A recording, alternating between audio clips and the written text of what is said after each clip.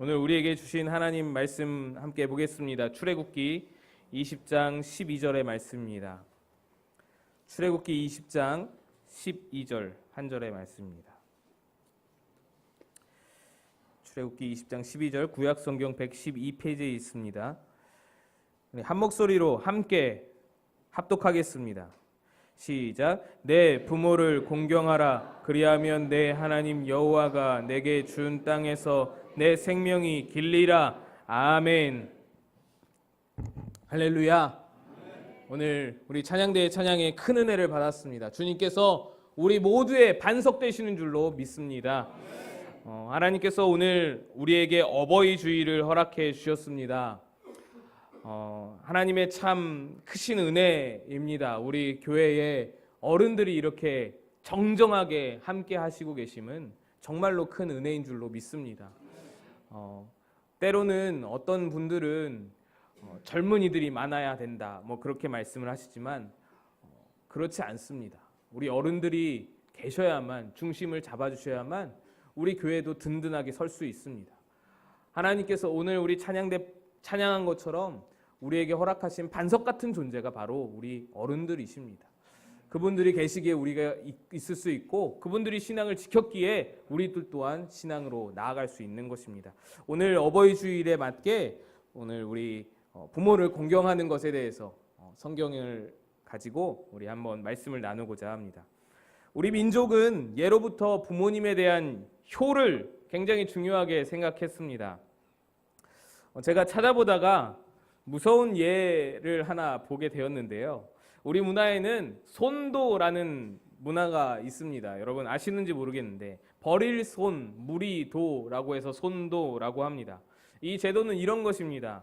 마을에 부모를 공경하지 않고 아래 위를 모르는 사람이 있습니다. 그런 사람이 생기면 그를 손도다라고 선언을 하고는 온 동네가 다 일어나서 회의를 엽니다. 우리 동네에 손도가 생겼으니 큰 치욕이다. 그래서 회의를 한 후에 함께 다 동의를 하면 그 사람을 손도로 칭하고 온갖 망치와 곡괭이 같은 것들을 들고 그 집으로 달려간다고 합니다. 그러면 그 불효자는 10중 8구 도망을 가는 것이죠. 마을 밖으로 도망을 칩니다. 그러면 마을 사람들은 그 도망한 사람의 그 집을 헐어버리고 다시는 여기 들어오지 못한다라고 못 박았다라는 것입니다. 불효막심한 자들을 완전히 동네에서 축출해 버리는 그런 문화였던 것이죠. 참 무서운, 어떻게 보면 무서운 그런 문화인데 그것이 우리 조상들의, 우리 선조들의 마음이지 않았나. 부모에 대한 효를 그 정도로 귀중하게 여기고 중요시 여기는 그런 민족이었습니다. 그런데 오늘날 과연 우리의 민족이 효의 민족이다라고 말할 수가 있는지 잘 모르겠습니다. 다른 분들 지적할 것도 없습니다. 저만 봐도 그렇습니다. 저를 생각해 봐도 부끄럽기 짝이 없고 정말로 그런 마음이, 이 오늘 설교를 준비하면서 굉장히 부담스러웠던 것이 저희 부모님이 항상 이 설교를 모니터링 하시거든요. 너무 부담스러운 거예요. 부모님이 어떻게 생각하실까 그 마음이 계속 들면서 잠깐 동안은 이렇게 눈물도 나게 되는 그런 마음이더라고요. 내가 좀 잘할 걸. 후회가 되면서 설교할 자격이 있나. 그런 마음으로 오늘 단위에 섰습니다. 우리나라, 우리 민족 가운데 전통적인 그런 효의 개념들이 많이 무너져 버렸습니다. 허례 허식 같은 것들이야 없어져도 괜찮겠지만 정말 필요하고 아름다운 전통들, 그런 것들도 함께 사라진 것은 아닐까 하는 생각이 떨칠 수가 없습니다. 우리의 전통적인 효에 대한 개념은 대부분 유교적인 것이었습니다. 유교 사상은 사실 시대에 뒤떨어진 부분도 없지 않아 있고 또 성경과 맞지 않는 부분도 분명히 있습니다. 유교의 체면 문화가 어떤 이들에게는 우리의 민족의 창의성을 저해한다라고 해석하기도 합니다. 그러나 유교 자체가 안 좋을 수는 있어도 유교에서 말했던 효 하나만큼은, 다른 것은 제가 생각할 수 없어도 효 하나만큼은 귀한 것이고 지켜야 할 것으로 생각이 됩니다. 아기를 목욕시키다가 깨끗이 아기를 목욕시키다가 목욕물이 더러워졌다고 해서 목욕물 버리면서 아기마저 다 버릴 수는 없잖아요. 우리가 유교라는 사상은 뭐 이제는 시대에 뒤처져서 성경에 맞지 않아서 버릴 수 있지만 거기 안에 깃들어져 있던 중요한 효 사상마저 버리는 것은 참으로 안타까운 마음이다라는 것입니다. 그런데 유교의 효가 아니더라도 성경도 우리에게 부모 공경을 가르쳐 주십니다. 이제는 유교의 가르침으로서의 효가 아니라 성경의 가르침으로서 부모 공경을 우리 가슴에 다시 심어야 할 때가 되지 않을까라는 생각이 듭니다. 다 무너진 효의 개념을 우리 교회가 다시 세워야 되지 않을까라는 생각인 것입니다. 오늘 어버이 주일에 성경이 말하는 부모의 개념과 부모 공경의 그 개념에 대해서 오늘 함께 나누고자 합니다. 오늘 본문의 말씀은 10계명 제5계명입니다. 내 부모를 공경하라. 이 부모를 공경하라는 계명은 10계명에서 위치적으로 순서적으로 바로 중앙에 위치합니다. 위로는 1에서 4계명까지 하나님에 관한 그 계명이 나오고요.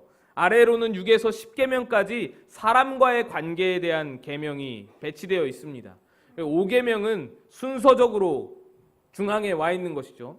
그런데 순서적으로 뿐만 아니라 내용의 분류면에서도 중앙에 위치합니다. 하나님과의 관계 그리고 사람과의 관계 이 두 가지로 10계명을 두 부분으로 나눌 수가 있는데 부모 공경에 대한 계명은 바로 그 중앙에 위치한다라는 것입니다. 이 의미가 무엇인지에 대해 조금 나누고자 합니다.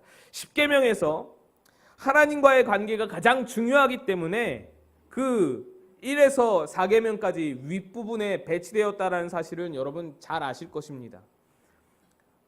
하나님과의 관계가 먼저이기 때문에 어떠한 계명보다도 우선이기 때문에 가장 앞에 1계명부터 4계명까지 배치되어 있는 것입니다.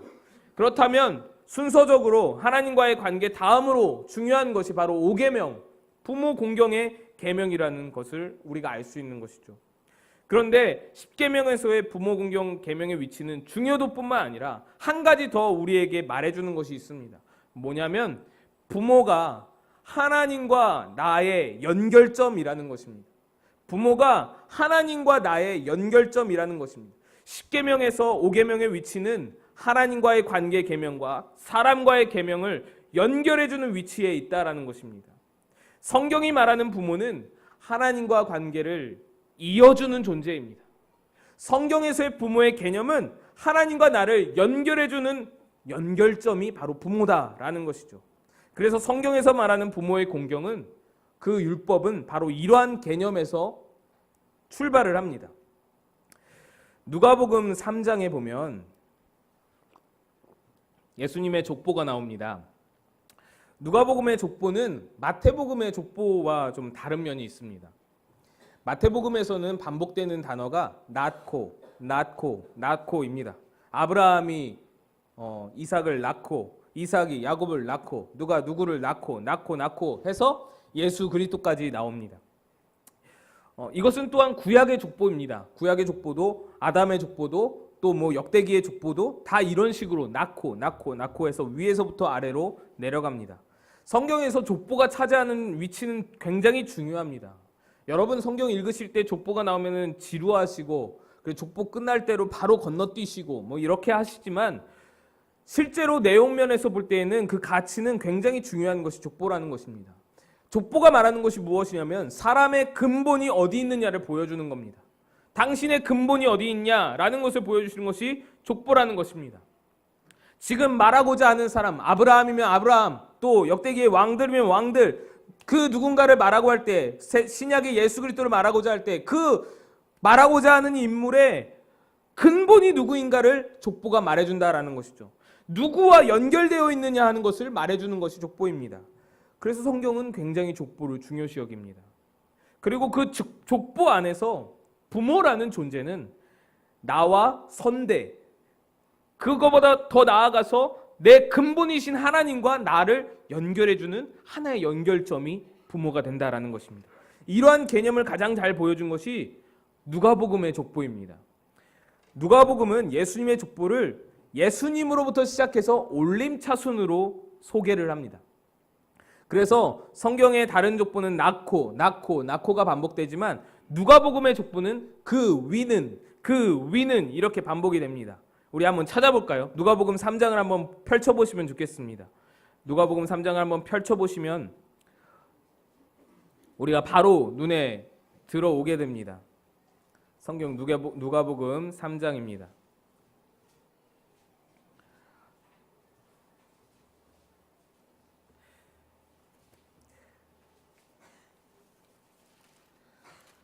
누가복음 3장 우리 23절을 한번 읽겠습니다. 23절 함께 읽습니다. 시작. 예수께서 가르치심을 시작하실 때에 30세쯤 되시니라. 사람들이 아는 대로 요셉의 아들이니 요셉의 위는 헬리오. 여러분 그 밑으로 한번 쭉 봐보시면 계속 반복되는 단어가 그 위는이라고 반복되는 것을 볼 수 있습니다.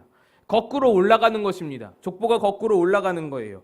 이 족보에는 여러분 잘 아시는 다윗도 나오고 룻의 남편 보아스도 나오고 유다와 그 조상 아브라함도 나오고 첫사람인 아담까지 나옵니다. 마지막에 보면 아담이 나옵니다. 그런데 여러분 예수님의 족보가 아담으로 끝나면 좀 이상하잖아요.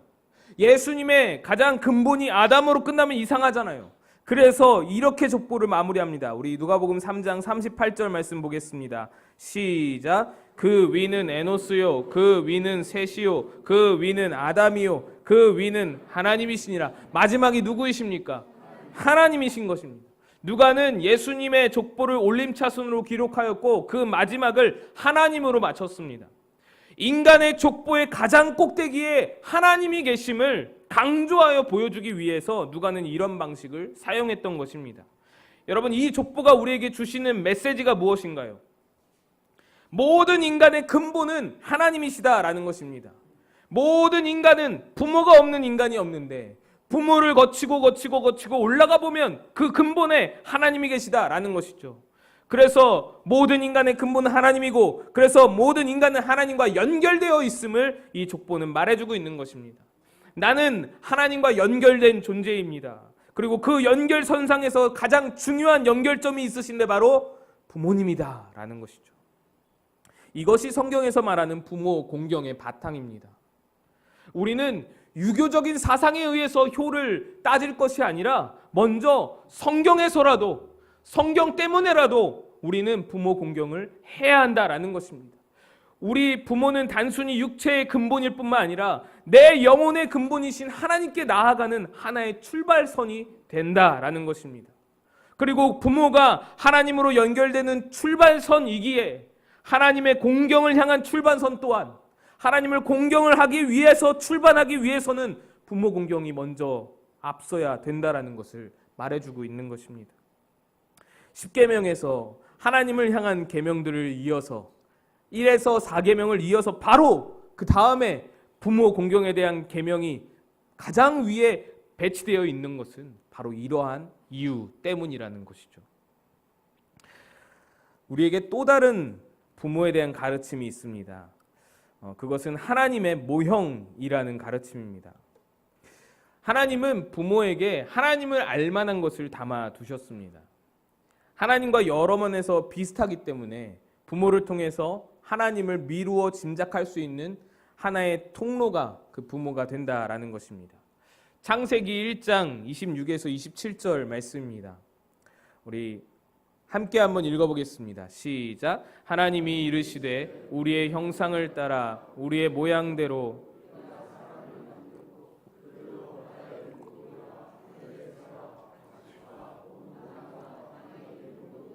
다스리게 하자 하시고 하나님이 자기 형상 곧 하나님의 형상대로 사람을 창조하시되 남자와 여자를 창조하시고 아멘. 하나님께서 사람을 자기 형상대로 만드셨다라는 말씀입니다. 하나님께서 사람을 창조하시면서 하나님 형상대로 만드셨습니다. 그런데 우리가 잘 알다시피 하나님께는 형상이 없습니다. 하나님께는 모양이 없습니다. 그래서 우리는 이 형상이라는 단어를 좀 다르게 해석해야 합니다. 지, 정, 의를 지닌 인격체로 말하는 것이 적절하다라고 그렇게 판단이 됩니다.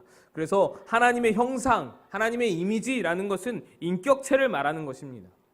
그런데 이 형상이라는 단어에는 한 가지 의미가 더 포함될 수 있습니다. 26절을 보면 그것을 알 수 있는데요. 26절에 여러분 한번 보시면 하나님이 이르시되 우리의 형상을 따라 우리의 모양대로 우리가 사람을 만들고 라고 되어 있습니다. 하나님이 지금 누구와 의논을 하시는 것이죠. 우리의 형상을 따라 우리의 모습대로 우리가 사람을 만들자. 누구와 하나님께서 지금 의논을 하고 계십니다.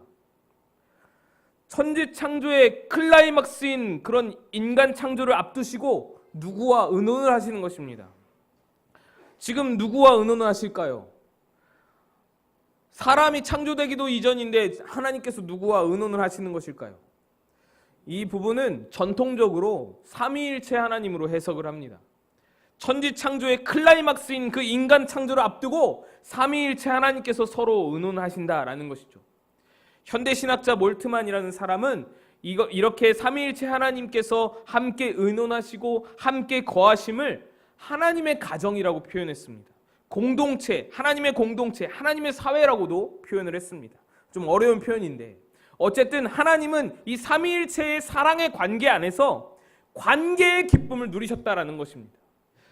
하나님의 삼위일체의 그 사랑의 관계 안에서 창조하기 이전에, 인간을 창조하기 이전에 관계의 기쁨을 마음껏 누리셨다라는 것입니다. 그리고 그 누리시던 기쁨을 관계 안에서 오는 기쁨과 그 행복과 사랑하는 관계에서 오는 그 기쁨을 내가 만드는 인간, 그 피조물 인간에게도 내가 담아줘야겠다라고 생각하셨다라는 것이죠. 그래서 27절에 하나님의 형상대로 사람을 창조하시되 남자와 여자를 창조하시고 라고 기록한 것은 남자와 여자를 만드셨다라는 것은 가정을 만드셨다라는 것을 의미합니다. 단순히 성별만 구별하셨다라는 것이 아니고 가정을 만드셨다라는 것을 의미한다라는 것입니다. 하나님은 삼위일체 관계 안에서 누리신 기쁨을, 그 하나님의 가정 안에서 누리셨던 기쁨을 인간도 누리도록 하기 위해서 가정을 허락하셨다라는 것이죠. 그래서요, 여러분, 가정은 천국의 모형입니다. 믿으십니까? 가정은 천국의 모형으로 하나님께서 설계하신 것입니다. 지금 우리의 가정이 그 모습에 좀 못 미치더라도, 그 하나님의 설계하신 그 모습에 우리의 가정은 조금 못 미치더라도 어쨌든 하나님께서 처음 설계하신 가정의 모습은 천국의 모형이라는 것이죠. 이러한 하나님의 마음이 창세기 2장 18절에도 잘 나타나 있습니다. 여호와 하나님이 이르시되 사람이 혼자 사는 것이 좋지 아니하니 내가 그를 위하여 돕는 배필을 지으리라 하시니라. 하나님이 혼자 사는 것을 보시기에 좋지 않다고 말씀하십니다. 창조기사를 전하시면서 하나님은 계속해서 반복하셨던 말씀이 있습니다. 보시기에 좋았더라. 나무를 지어놓고 보시기에 좋았더라.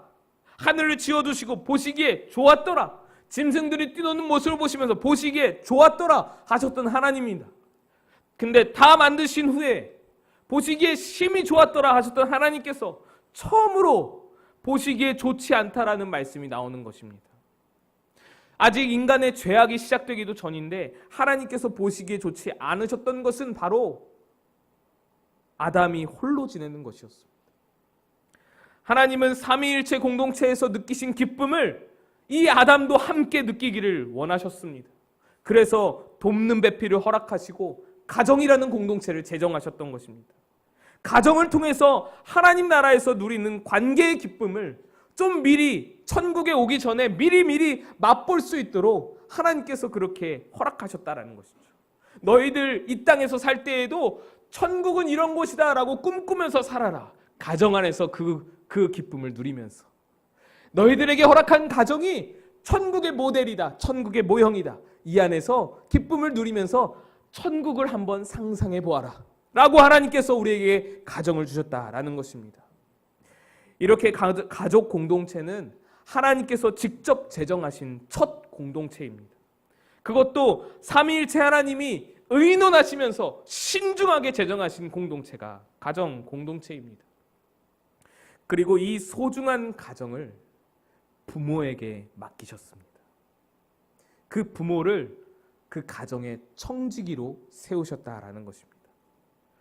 그리고 또한 그 가정을 잘 돌볼 수 있도록 부모에게 하나님의 사랑을 닮은 그 사랑도 허락하여 주셨습니다.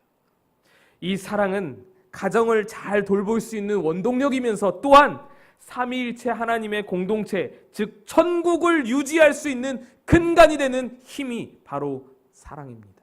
부모의 사랑. 그래서 하나님은 부모의 사랑을 통해서 하나님의 사랑 또한 맛볼 수 있는 은혜를 허락하여 주셨습니다. 부모의 사랑을 보면서 하나님의 사랑은 이런 것인 것을 너희가 조금이나마 맛보아 봐라. 부모의 사랑을 받아보면서 천국에는 하나님의 이러한 사랑이 있다라는 것을 너희가 조금 맛보고 오아라. 이렇게 해서 부모를 통해서 하나님의 사랑을 조금이나마 맛볼 수 있게 된 것입니다. 여러분, 부모님은 그래서 하나님의 대리자입니다. 부모님은 그래서 하나님의 모형입니다. 우리는 부모님의 사랑을 보면서 하나님의 사랑은 이거보다 훨씬 더 크신 사랑인 것을 감히 조금이나마 미루어 짐작할 수 있게 되는 것입니다.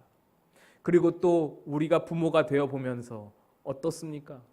부모가 되어 보면 하나님의 마음을 아주 조금이나마 눈꼽만큼이나마 이해할 수 있게 되는 것이죠. 아, 내가 이렇게 잘못할 때, 내가 이렇게 하나님 원망했을 때, 내가 이렇게 곁길로 나아갔을 때 하나님의 마음이 바로 이런 마음이었구나. 하나님의 마음이 바로 이런 마음이셨겠구나. 하나님께서 이렇게 눈물 지으셨겠구나. 하나님께서 이렇게 속상하셨겠구나. 하나님은 가정 안에서 하나님이 만들어 두신 그 천국을 다 경험할 수 있게끔 우리 가정 안에서 다 이미 비슷한 모형들을 만들어 두셨다라는 것입니다. 이렇게 부모는 하나님과 나를 연결시켜주는 연결점이면서 하나님의 사랑을 맛보아 주게 하는 모형이 됩니다. 여러분, 부모님이 얼마나 귀합니까? 하나님의 연결점이신 그 부모님이시기 때문에 하나님을 공경하기 위해서는 우리의 부모를 먼저 공경할 수 있어야 합니다. 하나님을 예배하기 앞서 우리는 부모님에게 잘 해드릴 수 있는 마음이 필요하다라는 것입니다. 부모님이 우리의 연결점이기 때문에, 출발선이기 때문에, 유교적인 개념에서뿐만 아니라 한국인의 문화여서가 아니라 성경을 통해서 하나님께서 우리에게 이토록 말씀해 주시는 것입니다. 부모를 공경해야만 나를 공경할 수 있다. 부모 공경하지 않으면서 나를 공경한다 말하지 말아라. 여러분, 부모님을 통해서 하나님의 사랑을 깨우치시기를 축복합니다. 또한 부모 공경을 시작으로 하나님 공경으로 나아가시는 여러분 되시기를 축복합니다.